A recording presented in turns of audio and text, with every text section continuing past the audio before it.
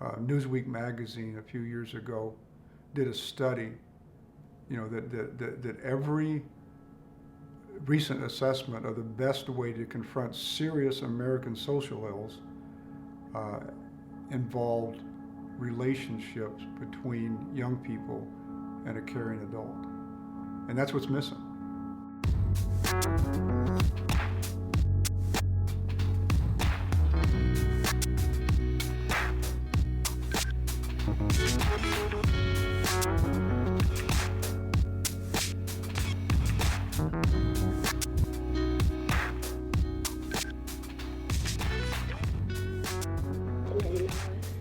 What a mentor was at first, but do you go and play, or do you just talk? I got involved in the program because I was antisocial. I didn't really talk to people about how I felt with things. I was living at the Lydia House at the time, and the staff told me about it and got me signed up for a mentor. I just needed a friend, that's all.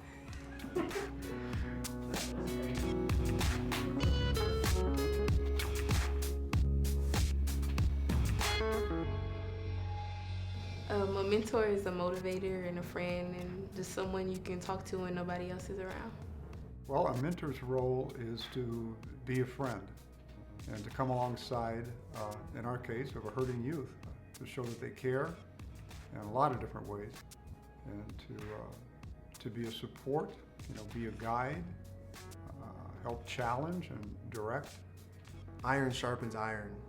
And so when you get two people together that are just having normal conversation, one person is able to learn off of some of the things the other person has gone through and get that wisdom and advice both ways, both from the mentee to the mentor and from the mentor to the mentee. And as far as what we do, there's such a myriad of things that we've done over the years, whether it's gone to church together, we've gone on double dates, we've done Bible study, we've gone to football games, baseball games, have meals together, we've gone to museums, you name it, or we just talk on the phone. When Scott came and picked me up the first time going to the Kearney football game when I was in Hastings, that was my first time meeting him. And when I was talking to him on the phone, and I guess he was kind of lost. And I was just so ready just to get out of that place and go have a good time and just meet Scott and see what he was talking about and to see what Release Ministry was really about, see the whole program was really about. We'll schedule once a week at least. Sometimes it'll be a short time, especially when school's in session. I'll pick her up from school. Sometimes we'll read a book together. Sometimes we'll do an activity like walking a dog. We play games a lot. We've gone to the zoo before. So just try to come up with different activities to get her out of the house. She listens. She listens to what I'm saying. She never wants to be rude and cut me off and stuff. Well, the way I am, I'm goofy, she's goofy, she's funny, she's nice, she's caring, she smiles a lot. And you could talk to her about anything. It's like she just understands the teenagers nowadays. So I know the struggle of how it feels to be trapped inside. And so I got around positive people that helped encourage me by lifting my faith and knowing that no matter where I was at that point, I can get up from that place and then go forward into life. So that's the positive attitude I take into mentoring these kids, because no matter how many times you fall down, you can get up again and go forward. He prays for my family, I pray for his family. I know his mom, and I know his grandparents, and I know his sister and his kids, and he knows my family. That's we've weaved, or God's weaved the fabric of our lives together in such a way that Brett and I will never not be a part of each other's lives. And so when he's in trouble, I'm there. When I'm struggling with things, I take it to him and he prays for me. That's what this mentoring relationship is all about. You know, just live out your faith in relationship with a young person, and it is about relationship. It's not rocket science. It's not difficult. It's challenging. Well, I had like a lot of trouble like with family like relationship problems, and she helped me a lot. Like anytime I've had a problem, like she's been there to help me. Like I don't know, like I didn't have any place to go before. She let me stay at her house.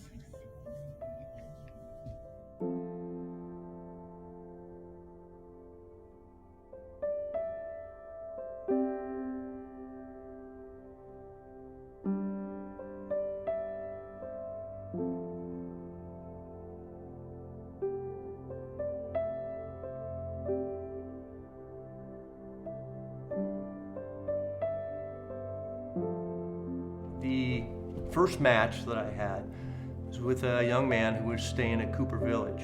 And Release Ministries had asked me up front if there was any type of young man that I wouldn't want to interact with. And I have 3 daughters, and I've got 7 granddaughters. And so I had some prejudice in my heart against sexual offenders. And lo and behold, the first match I got was a young man who was accused of molesting his sisters. And I was very angry about it. I prayed, and I had determined I wasn't going to go interface with this kid. There's a huge disconnect there, and so the youth are basically off on their own without that support and that affirmation and all that goes with that.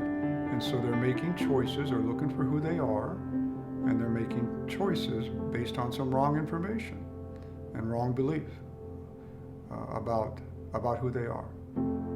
They don't know that they are loved. God spoke loud and clear to me and said, you know, who are you to determine who gets to hear the good news? I love this young man just as much as I love you. So get up, go out to Cooper Village and meet this young man. So I did. And to be honest with you, I fell in love with the kid. You know, he had been abused himself by his mother and father. He was just repeating behaviors that he had learned. And I'm not excusing the behavior, but he ended up giving his life to Christ, completed the program, and was able to get out of Cooper Village and move to Ohio, where he subsequently successfully finished high school. And so that was my first experience at Release Ministries, and I learned more from that than I think this kid did from me. They have not had those adults in their lives who have been positive, and for the most part, great percentage have been just the opposite. They've been abusive or neglectful, and there's trauma, there's woundedness, it's down deep, and the Lord is the only one that can get to that. His love, you know, and that's our mission to share the message of Jesus Christ and give them hope for transformation.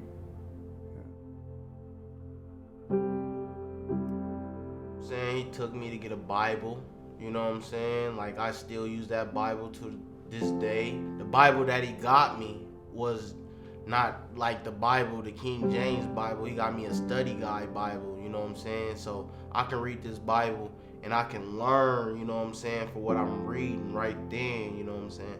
So that was pretty big too. The Bible and learning more, just learning. I think Brett has demonstrated or shown me just a phenomenal capacity to forgive. And I think that when I see the things that have gone on in his life and some of the pain and struggles and disappointment, You know, Brett has been shot at. He's been actually shot. He's had friends be killed, friends hurt. He sees the senseless violence, and I see Brett able to forgive those things and actually pray for those folks. And Brett has shown me what forgiveness looks like. Mentoring through Release Ministries has really helped me to humble myself. It's really opened up my eyes to just exactly what these kids are going through on a daily basis, and that all they really need is somebody to come into their life and fill them with life and give them words of encouragement and build them up. That's a lot of the time just exactly what these kids need. I feel like I take like others into consideration now. Like before it was like pretty much like I was being stubborn about everything, and like I feel like she kind of like talks me through everything, and like I feel like I have a whole different mind frame than what I had starting out.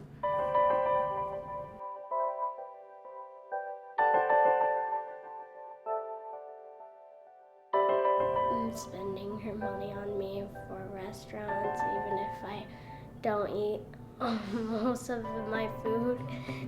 You know, our success is not measured by how the young person does. We measure success by the love and the faithfulness of our mentors, and we encourage them, you know, not to look at results, so to speak, when they come, and we can see some positive steps. That's awesome, and we rejoice in that. But just because we don't see those positive things, or we see them for a short time and then there seems to be a reversal, we don't get discouraged, because it is about planting seeds, watering seeds, and trusting God for the increase, whenever that may be. So it doesn't matter where you come from or where you're going. It's a matter of, do you have the love of God in your heart? Do you have enough compassion to share with somebody, to bring them from the place they are in to the place that they want to be? So exponentially, I have watched the growth of so many children come through the DCYC program, the mentoring program, and I am just so thankful that God has given me the opportunity to take the challenge to help meet the needs of some of them that I've come across, and to know when I see them again and I see how great they're doing, I know it's all about Him and it's not about me.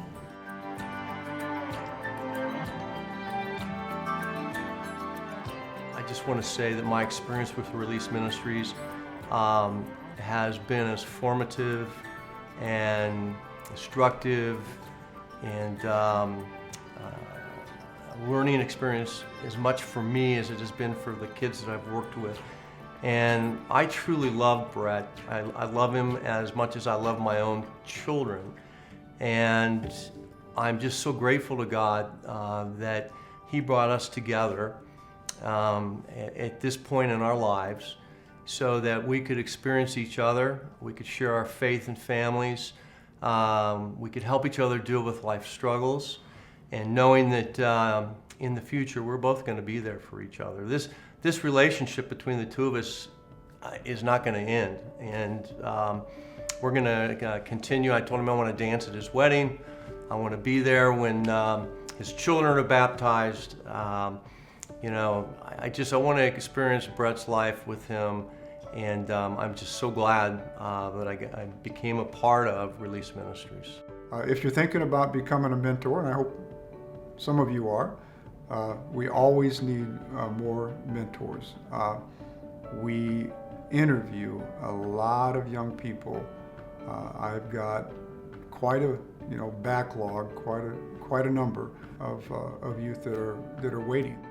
In this day and age, time is so valuable, and sometimes we're a little intimidated to sign up for something else. But I just want to encourage anyone who's considering mentoring that just an hour a week can make a huge difference in a kid's life.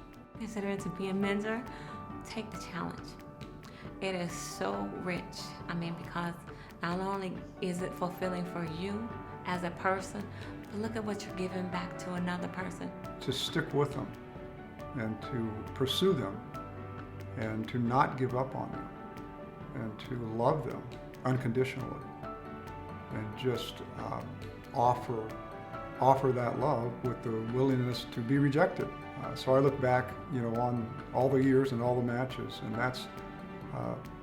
that's what comes to my mind, because that unconditional love is what is ultimately changing a heart.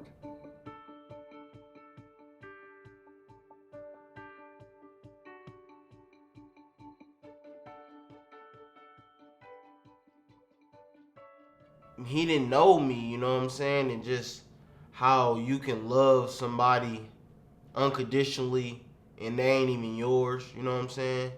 You don't know them from a can of paint, you know what I'm saying? Is you know what I'm saying? But prayer, you know what I'm saying? He helped me, you know what I'm saying, learn how to pray even more, put more stuff in my head, more knowledge, new knowledge, things that I already knew, you know what I'm saying? I just had to, you know what I'm saying, bring it back. So much. Man. Hopefully I covered it. Yeah, I think that covers it. Yeah, thank you, Brett. Thank you, Kimber. Love you, son. Love you too, Scott. No question.